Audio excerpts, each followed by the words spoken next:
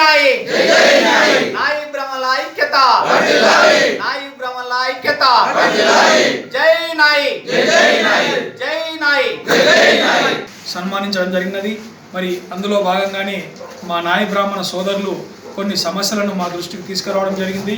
మరి అట్టి సమస్యలను ఏదైతే ఉందో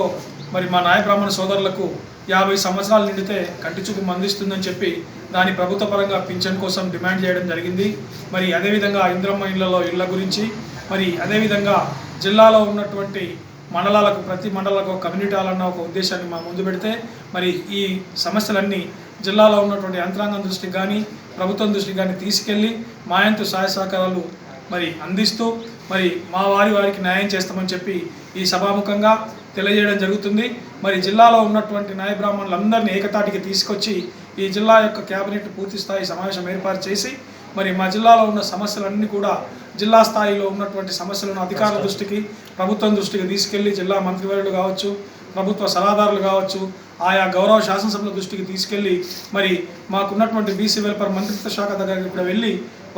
మా సమస్యలను వారికి విన్నవించి ఈ పరిష్కారానికి మార్గం కైగొనడానికి మా యంతు సహాయ సహకారాలు చేస్తామని చెప్పి ఈ అవకాశం ఇచ్చినటువంటి గౌరవ నాయ బ్రాహ్మణ సోదరులందరికీ ధన్యవాదాలు తెలియజేసుకుంటూ ఇక ముందుకు వెళ్తామని చెప్పి జై నాయి.